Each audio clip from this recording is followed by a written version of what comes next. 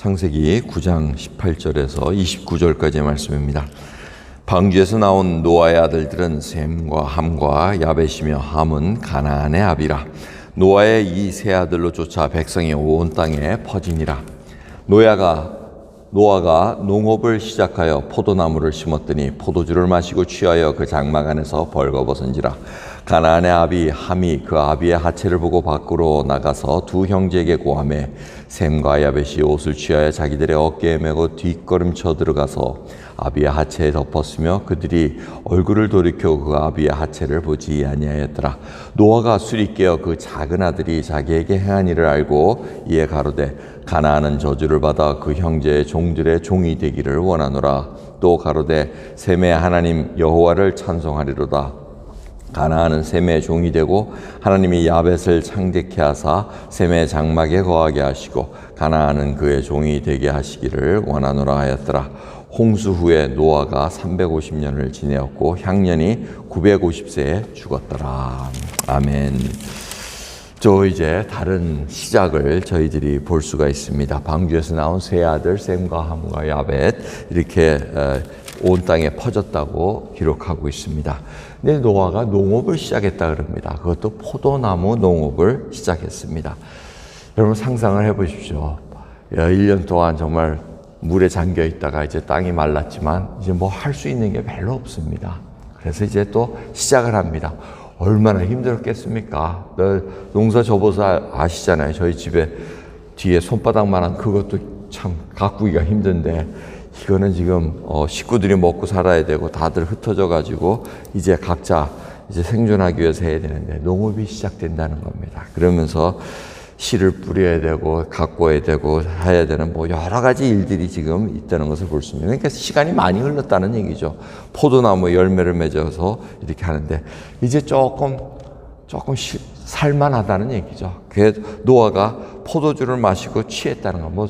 이 포도주가 옛날부터 있었겠죠. 그게 발효가 되면 알코올이 되니까 했는데 왜 취했을까? 이 취했다는 단어는 만취가 돼서 이게 몸을 완전히 거느릴 수 없는 그런 상황을 얘기를 하고 있습니다. 어떤 해석자는 이렇게 해석하면 제가 많이 동의를 하는데 노아가 굉장히 괴로웠다는 얘기죠. 자기 알던 사람들, 많은 사람들이 그냥 싹 죽어나가고 하나님의 심판 아래 자기가 살아남고 온 식구 이랬는데 과연 이게 견뎌낼 수 있을까? 자기는 정말 의인이고 완전한 자였으나 정말 하루하루 살기가 힘들겠죠. 여러 가지 고통 속에서 이 술 기운이 아니면 또 살아나갈 수 없는 이걸 아니면은 잠을 잘 수 없는 이런 상황도 있지 않았을까라고 해석하는 분들도 있습니다. 그럴 것 같은 생각도 듭니다. 여러분 술 좋아하시는 분들은 어떻습니까? 뭘 잊고 싶어 합니다. 현실을 제대로 보고 싶어 하지 않습니다. 거기를 벗어나가지고 어떻게 다른 기운으로 인해서 살아가기를 원하는 그런 모습들이 현대의 모습들을 볼 수 있습니다.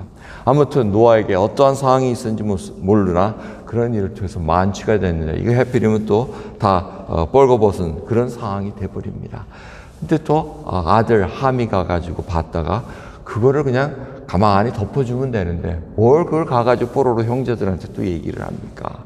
이 얘기는 왜 안 좋으냐면 이 아버지에 대한 존경심과 이 의인입니다. 그리고 정말 하나님 앞에 믿음 가지고 살려는 그러한 아버지를 경멸하고 무시하고 조롱했다는 것이 이게 옳지 않다는 거. 그 두 형제의 모습은 어떻습니까? 완전히 틀립니다. 옷을 가지고 뒷걸음 쳐가지고 자신들이 그걸 보질 않겠다는 겁니다. 그걸 아버지의 허물을 덮어주겠다는 겁니다. 여러분 우리가 이걸 알아야 됩니다. 허물을 자꾸 들춰내는 거 아닙니다. 허물을 덮어줘야 됩니다. 그래야지 살아간 허물한 죄를 다 덮는이라는 말씀이 응한다는 것입니다. 저희들 이런 모습을 보면서 우리가 어떠한 모습으로 살고 있는가. 남의 허물을 보면은 어떻게든 좀 덮어주고 이런 아량이 있어야 됩니다. 근데 그걸 끄집어내가지고 자기가 의인인 척, 자기가 모든 세상의 죄를 다 정지할 수 있는 그런 착각 속에 살기가 쉽습니다. 하지만 막상 돌이켜보면 어떻습니까? 자기 눈에는 들보가 있다는 것을 잊지 말아야 됩니다. 우리 눈에는 들보가 있습니다. 자꾸 남의 티를 봐서는 안 되는데 지금 함이 그런 행동을 했다는 겁니다. 노아가 그것을 알고 그 사건을 다 듣고 나서 어떻게 합니까? 예언을 합니다. 예언을 하는데 이 노아가 함에게 직접 저주를 하면 좋은데 그게 아닙니다. 손자 가난하게 합니다. 이건 또 왜 그런가 한번 보십시오. 이 보면 25절 보면 노아가 가나안은 저주를 받아. 이 가나안 족속들의 그 원조입니다. 근데 그 아버지가 바로 함이라는 거죠. 자, 근데 왜 함을 안 하고 가나안을 했을까?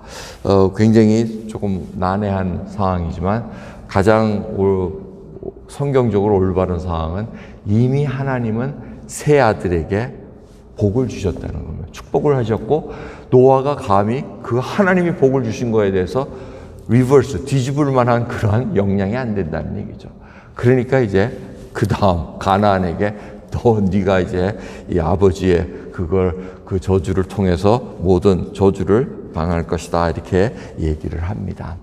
이 얘기는 뭐 아버지의 죄가 계속해서 연제제로 내려간다는 건 아닙니다. 그게 아니고 지금 이 상황 속에서 너무나 중하다는 얘기입니다. 이 행동 하나하나가 지금 그래서 가나안이 왜 가나안 땅에 가서 그 족속들이 왜 그 회개망측한 행동을 하는가? 그것이 바로 하나님으로부터 멀어진 그 뿌리를 통해서 그 일이 계속해서 악한 행동으로 나왔다는 것을 우리가 짐작해 볼 수가 있다는 겁니다. 그러면서 셈이 이제 하나님의 은혜를 받는 셈으로 통해서 셈 족속을 인해서 메시아가 탄생합니다. 그래서 하나님의 그 은혜가 쭉 그쪽으로 나간다는 걸 봅니다.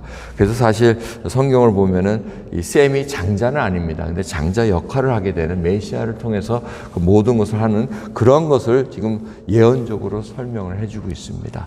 그래서 셈이 메시아를 통해서 온 백성을 다 구원해주는 그런 의미. 그래서 장막 속에 들어와라. 야벳도 들어오고 다 종이 되고 이런 의미는 바로 예수 그리스도를 통한 인류의 구원이 이루어진다는 것을 노아의 예언을 통해서 우리가 알 수 있다는 것을 볼 수 있습니다. 자, 오늘 이 시간을 통해서 중요한 것은 우리들이 정말 남의 허물을 보면 덮어주는 사람인가? 아니면 그것을 정말 벌리면서 자기의 어드밴티지, 자기의 어떤 뭘 하나 가지고 있는 걸로 인해서 자기의 위치를 더 점하려는 그런 태도를 갖고 있지 않는가 살펴보기를 원합니다. 오늘 하나님을 통해서 다시 한번 저희들 은혜 받은 자들입니다. 그 은혜, 정말 죽어서 마땅해서 지옥으로 가야 될 저희들 예수 그리스도의 은혜로 구원을 받은 자들입니다. 그러니 이 죄에 대해서는 저희들이 굉장히 예민해야 되지만 또한 포용력도 있어야 됩니다.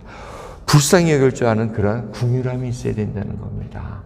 그래야 정말 하나님 앞에 모든 것을 온전하게 합력하여 선을 이루는 그런 귀한 인생으로 가기를 소원합니다. 기도하겠습니다. 하나님 감사합니다. 오늘도 귀한 새벽 저희들 정말 죄를 미워해야 됩니다. 근데 점점 떨어져 나갑니다. 노아도 거기에 또 실수로 인해서 또 죄악이 사단이 또 들어갈 수 있는 틈을 주었나이다. 그 하나하나가 우리들의 연약함입니다. 쓰러질 수밖에 없고 단점만 많은 저희들인 것을 다시 한번 고백드리오니 불쌍히 여겨주시고 오늘도 하나님의 전신갑주를 입을 수 있는 저희들로 붙들어 주시옵소서. 감사드리며 우리 예수 그리스도의 이름으로 기도드리옵나이다. 아멘.